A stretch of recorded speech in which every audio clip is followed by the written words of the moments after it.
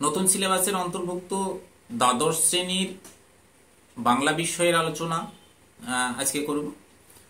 অবশ্যই তৃতীয় সেমিস্টারের অন্তর্গত শ্রীজাত বন্দ্যোপাধ্যায়ের লেখা অন্ধকার লেখাগুচ্ছ আজকের আলোচনার বিষয়। আজকের এই আলোচনায় যে বিষয়গুলি আলোচনা করব, প্রথমত কবিতার উৎস। কবিতার একটি বিশেষ ঘটনা বা বিষয়কে কেন্দ্র করে নামকরণ করা হয়েছে, সে বিষয়ে খুব সংক্ষিপ্ত আলোচনা করব। তারপরে একটি বিশেষ পটভূমিকে কেন্দ্র করে কবিতাটি লেখা হয়েছিল, সেই পটভূমি আমি সংক্ষিপ্ত আলোচনা করব এবং কবিতায় ব্যবহৃত বিভিন্ন মনীষী বা বিখ্যাত ব্যক্তিদের সম্পর্কেও সংক্ষিপ্ত আলোচনা করব। তারপর কবিতার প্রত্যেকটি লাইন ধরে কিন্তু আলোচনায় আসব। সুতরাং প্রথম থেকে শেষ অবধি আলোচনা মন দিয়ে শুনতে থাকো। আশা করি তোমাদের কবিতা বুঝতে কোনো অসুবিধা হবে না। আর যারা এখনো চ্যানেলটা সাবস্ক্রাইব করোনি, অবশ্যই চ্যানেলটি সাবস্ক্রাইব করে পাশে থাকা বেল আইকন প্রেস করবে এবং ভিডিও ভালো লাগলে অবশ্যই লাইক করবে এবং বন্ধুদের মধ্যে শেয়ার করবে। আর হ্যাঁ, ভিডিওর শেষে ভিডিও কেমন লাগলো কমেন্ট করে জানাতে কিন্তু ভুলবে না। তো চলে আসছি সরাসরি কবিতার আলোচনায়। কবিতার নাম অন্ধকার লেখাগুচ্ছ। এই অন্ধকার লেখাগুচ্ছ কবিতাটি অন্ধকার লেখাগুচ্ছ কাব্যগ্রন্থের 14 সংখ্যক কবিতা।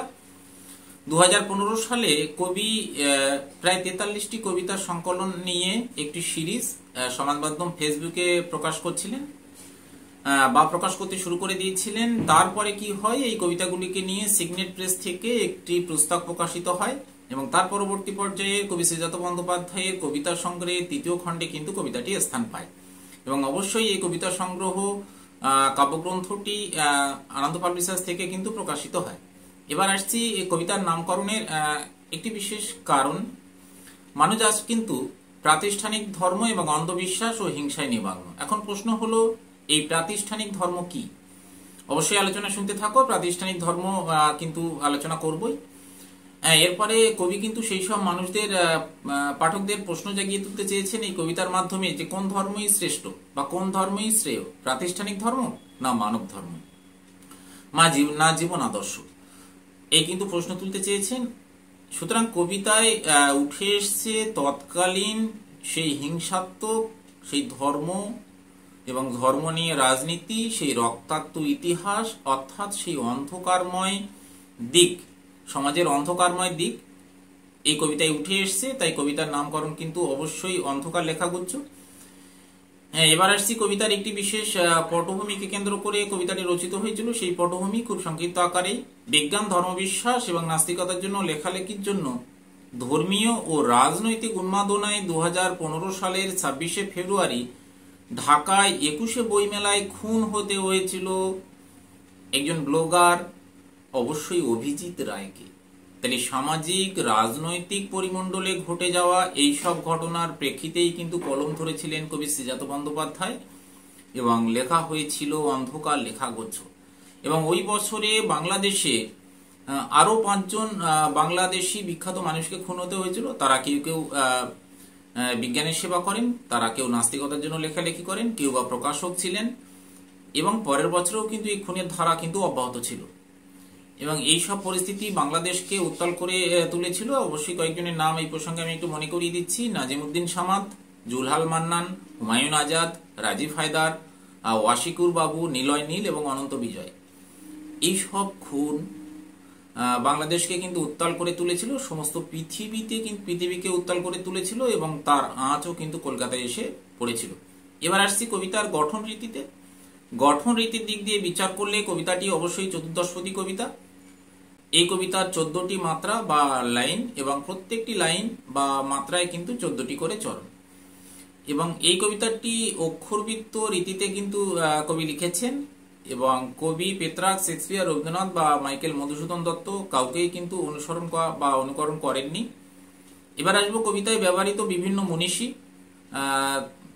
তাদের সংক্ষিপ্ত আলোচনায়। প্রথমে আসছি আব্দুল করিম খাঁ। এই আব্দুল করিম খাঁ ভারতীয় হিন্দুস্থানী একজন শাস্ত্রীয় সঙ্গীত শিল্পী।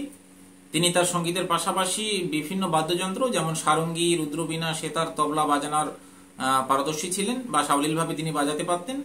এছাড়াও কিন্তু সঙ্গীতের একটি বিশেষ ঘরানা তিনি তৈরি করেছিলেন, কিরানা। তিনি কিন্তু ধর্মের কোনো ভেদাভেদ মানতেন না। এবার আসছে আইনস্টাইন। অনেকেই আমরা জানি অ্যালবার্ট আইনস্টাইন একজন নোবেলজয়ী পদার্থবিজ্ঞানী। তিনি তার ভর ও শক্তির সমতুল্যতার সূত্র E = mc² আবিষ্কার করেই কিন্তু জগৎ বিখ্যাত হয়েছিলেন। তাছাড়া তার মহাকর্ষীয় তরঙ্গ, তার প্লাঙ্ক সূত্র, আলোক তড়িৎ, বিভিন্ন নানান সূত্র দিয়ে এই জগৎ এবং সমাজকে কিন্তু বিভিন্নভাবে ত্বরান্বিত করেছেন। এবার আসছি কবিরের প্রসঙ্গ। কবির প্রাচীন ভারতীয় একজন কবি, তিনি কিন্তু হিন্দু মুসলিম সম্প্রীতির কথা বলতেন। তিনি প্রাতিষ্ঠানিক ধর্মের কিন্তু বিরুদ্ধে ছিলেন।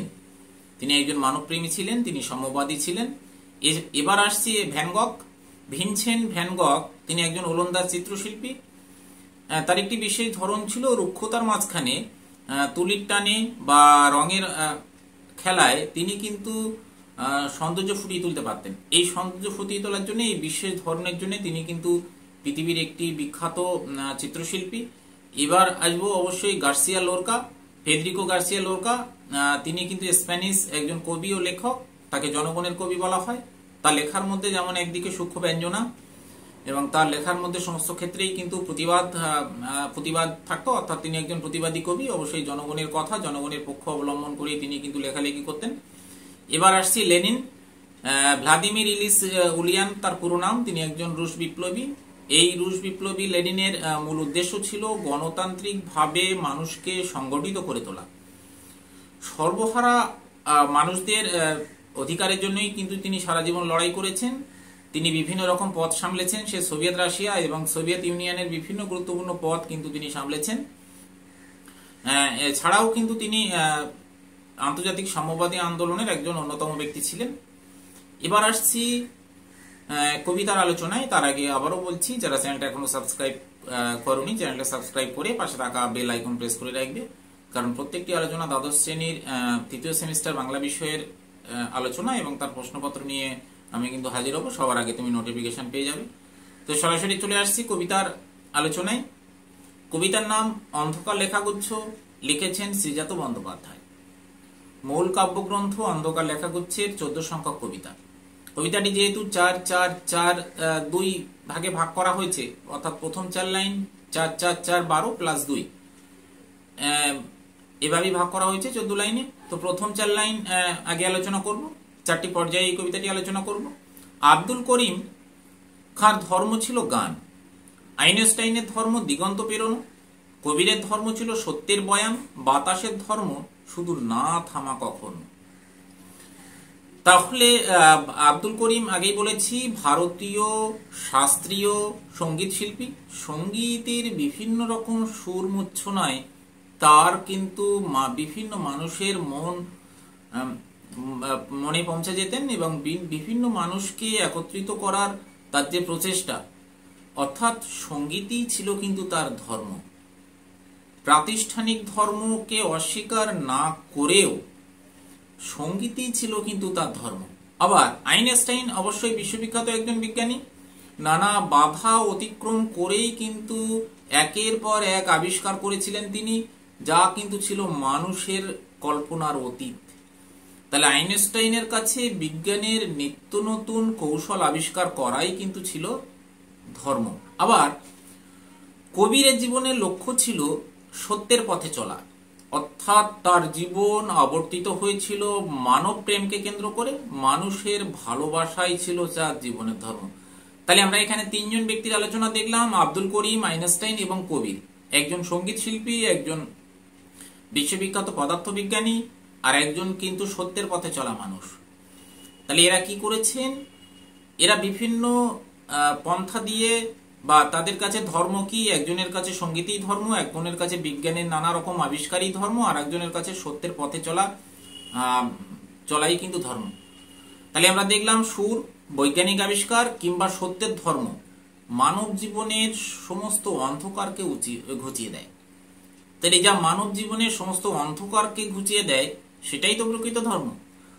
তাহলে আমরা কি দেখলাম? প্রাচীনকে আগলে না রেখে নতুন পথে চালিত করেছেন এই 3 জন ব্যক্তি পৃথিবীর বহু সংখ্যক মানুষকে। প্রতিষ্ঠানিক ধর্ম অর্থাৎ লালন পালন যে ধর্ম আমরা করি, সেই প্রথাগত ধর্ম তাদের কিন্তু কর্মসাধনা এবং জীবন দর্শনের সঙ্গে কিন্তু বিরোধ সৃষ্টি করেনি। তেমনি জাতি ধর্ম মানুষের ঊর্ধ্বে উঠে সুর, বৈজ্ঞানিক আবিষ্কার এবং সত্য হয়ে উঠেছে মানুষের কাছে প্রকৃত ধর্ম, যার যেটা কর্ম তার কাছে সেটিই প্রকৃত ধর্ম। প্রকৃত ধর্ম একসঙ্গে বহু মানুষের কল্যাণের কথা বলে। তাই আব্দুল করিম, আইনস্টাইন, কবির একসঙ্গে হাজার হাজার লক্ষ লক্ষ মানুষকে কিন্তু সত্যের পথে কিন্তু চালিত করেছেন। তাহলে তাদের কাছে সত্যই হচ্ছে প্রকৃত ধর্ম। প্রথাগত বা প্রাতিষ্ঠানিক ধর্ম, যে ঘটনা নিয়ে বিবাদ, যে ঘটনা নিয়ে রাজনীতি, যে ঘটনা নিয়ে হিন্দু মুসলিম খ্রিস্টান বিবাদ, সে ধর্ম নয়। সেই ধর্মই কিন্তু প্রাতিষ্ঠানিক ধর্ম। তাহলে মানব ধর্মই এখানে বড় ধর্ম, যেটা কবি শ্রীজাত বন্দ্যোপাধ্যায় কিন্তু বোঝানোর চেষ্টা করেছেন এবং মানুষের মনে প্রশ্ন জাগিয়েছেন। এর পরবর্তীতে 4 লাইন আসছে এবং এই সঙ্গে সঙ্গে তিনি একটি উদাহরণ দিয়েছেন। বাতাসের ধর্ম শুধু না থামা কখনো। বাতাসের ধর্ম সর্বত্রই কিন্তু এক, প্রবাহমানতা। অর্থাৎ বাতাস কিন্তু আদি যুগে যেমন ছিল, বর্তমানে কিন্তু সমস্ত বাধা অতিক্রম করে প্রবাহমান সৃষ্টি করে, একদিক থেকে অন্য দিকে বয়ে যায়। তাহলে সেই এবং এই বাতাসের ধর্মকে অনুসরণ এবং অনুকরণ করতে বলেছেন এবং আব্দুল করিম, আইনস্টাইন এবং কবি কিন্তু সেটাই করেছেন। মানুষের জন্য সমস্ত বাধা অতিক্রম করে প্রবাহিত হতে চেয়েছেন। এটাই মানব ধর্ম, এটাই প্রকৃত ধর্ম, এটাই জীবন দর্শন এবং এই ধর্মকেই শ্রেষ্ঠ ধর্ম বলে মনে করেছেন কবি শ্রীজাত বন্দ্যোপাধ্যায়। এবার আসছি পরবর্তী 4 লাইনে। ভ্যান গকের ধর্ম ছিল উন্মাদনা আঁকা, গার্সিয়া লোরকার ধর্ম কবিতার জিত, লেনিনের ধর্ম ছিল নতুন পতাকা, আগুনের ধর্ম আজও ভস্যের চরি। ভ্যান গক অবশ্যই একজন বিশ্ববিখ্যাত চিত্রশিল্পী। তিনি সৃজন স্বপ্নের জগতে সর্বদা বিভোর হয়ে থাকতেন। নতুন নতুন চিত্র অঙ্কন করেই মানুষকে মুগ্ধ করাই ছিল তার প্রকৃত ধর্ম। আবার গার্সিয়া লোরকা একজন প্রতিবাদী কবি, আগেই আলোচনা করেছি। কবিতার মাধ্যমে মানুষকে নতুন আশা দেখানোই বা আলো দেখানোই ছিল লোরকার ধর্ম। লেনিন কি করতেন? সকল ভেদাভেদের ঊর্ধ্বে মানুষকে নতুন দিনের স্বপ্ন দেখাতেন, সেটাই ছিল তার কাছে ধর্ম। তাহলে ভ্যান গকের কাছে চিত্রই হচ্ছে মূল ধর্ম, লোরকার কাছে মানুষকে আশার আলো দেখানোই প্রকৃত ধর্ম, লেনিনের কাছে অবহেলিত বঞ্চিত মানুষকে নতুন দিনের স্বপ্ন দেখানোই যেমন ধর্ম। সুতরাং ভ্যান গকের শিল্পকর্ম, লোরকার আশ্বাস, লেনিনের বিপ্লববাদ। সমাজকে যা কলুষিত তাকে প্রতিবাদের আগুনে ভস্ম করে সত্য ও সুন্দরকে প্রতিষ্ঠা করতে চেয়েছিলেন তারা সকলেই। তাহলে প্রকৃতির বুকে চিতাভস্ম জ্বালানোই যেমন আগুনের ধর্ম, তেমনি প্রকৃতির ধর্ম কিন্তু অপরিবর্তনীয়। তাই ভ্যান গকের শিল্পকর্ম, লোরকার আশ্বাস, লেনিনের বিপ্লববাদ যা আগুনের সঙ্গে তুলনীয় এবং সমস্ত বাধা, সমস্ত বিপত্তি ভস্ম করে তারা নতুন দিনের স্বপ্ন দেখানোই কিন্তু ব্যস্ত ছিল। এবার আসছি পরবর্তী 4 লাইনে। এত এত ধর্ম কিন্তু একই গ্রহে থাকে, এ ওকে সে তাকে আরো জায়গা করে দেয়। তবে কেন অন্য পথ ভাবায় তোমাকে? তোমার ধর্মের পথে কেন অপব্যয়? তাহলে কবি বলতে চেয়েছেন, আমরা যে বিখ্যাত মনীষীদের কথা দেখেছি, আব্দুল করিম খাঁ, আইনস্টাইন, কবির, ভ্যান গক, গার্সিয়া লোরকা, ভ্লাদিমির ইলিসুনিয়াভ বা লেনিন, এরা বিখ্যাত ব্যক্তি এবং বিভিন্ন দিকে পারদর্শী এবং বিভিন্ন পন্থা দিয়ে, কেউ কেউ সঙ্গীত দিয়ে, কেউ বিজ্ঞান, কেউ বা মানুষকে সম্প্রীতির কথা বলে, কেউ বা মানুষের সমস্যার কথা জানিয়ে, কেউ বা ছবি এঁকে তারা নিজেদের ধর্ম পালন করেছেন। এরা ভিন্ন ভিন্ন গ্রহের মানুষ, ভিন্ন ভিন্ন জায়গায় থাকে, তবু কিন্তু একই পৃথিবীতে সবাই থাকে এবং কেউ কারো সঙ্গে কিন্তু বিবাদে কখনো বিবাদ আমরা শুনিনি বা বিবাদ কিন্তু ঘটেনি। কিন্তু তবুও এই যে ধর্ম, এই হিন্দু মুসলিম খ্রিস্টান বিভিন্ন ধর্মের মধ্যে এত বিবাদ কেন? কবি সেটাই বলতে চেয়েছেন। তাহলে বিভিন্ন কবি সাহিত্যিক, বিভিন্ন বিজ্ঞানী, বিভিন্ন চিত্রশিল্পী বা বিভিন্ন দিকে পারদর্শী ব্যক্তি একজন অন্যজনকে জায়গা করে দেয়। তাহলে কেন আমরা পারি না এক ধর্ম অন্য ধর্মকে জায়গা করে দিতে, এক ধর্ম অন্যজনকে সুবিধা করে দিতে? আবার আমরা গর্ব করে বলি ভারতবর্ষ গণতান্ত্রিক ধর্মনিরপেক্ষ একটি দেশ। সত্যি এ বিষয়ে কতটা সত্য সে বিষয়ে আমারও প্রশ্ন আছে। তো কেন আমরা জায়গা করে দিতে পারি না? তাই আমরা, এবং এটা আমাকে ভাবায়, আমাকে তোমাকে ভাবায়, বা যারা শুনছো প্রত্যেককে ভাবায়। তো তার জন্যই বিবাদ শুরু হয়, এই ধর্ম নিয়ে রাজনীতি শুরু হয়, ধর্ম নিয়ে হানাহানি শুরু হয়, রক্তাক্ত হয়ে ওঠে দেশ, জাতি, সমাজ। তাহলে তোমার ধর্মের পথ কেন অপব্যয়? সুতরাং আমরা অপব্যয় করছি, ধর্ম নিয়ে মিথ্যাচার করছি। প্রত্যেকে নয়, সবাই নয়, যারা করছে তাদেরকেই বলছি।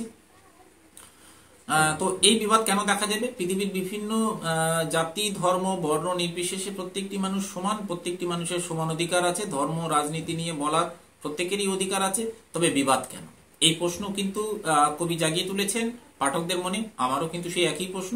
এবার শেষ দু লাইনে আসছি, যে তোমাকে শিখিয়েছে দখলের কথা, যেন সে ধর্মই নয় প্রাতিষ্ঠানিকতা। অর্থাৎ এই যে ধর্ম, এই যে হিন্দু, মুসলিম, খ্রিস্টান, জৈন, পার্সি বা বিভিন্ন ধর্মের কথা আমি বলছি, এই ধর্ম নিয়ে লেখালেখির বিরুদ্ধে খুন হতে হয়েছিল, আমরা আগেই দেখেছি অভিজিৎ রায়কে। আমরা স্বাধীন ভারতবর্ষে বাস করি, তো স্বাধীনভাবে লেখালেখির অধিকার আমাদের আছে, প্রত্যেকেরই আছে, তবে খুন কেন? তো বিষয় হলো এই ধর্ম নিয়ে যারা ধর্মের ধর্জা ধরে, অর্থাৎ যারা ধার্মিক নয়, অধার্মিক, তারা কিন্তু নিজেকে খুব বড় করে দেখাতে চায়।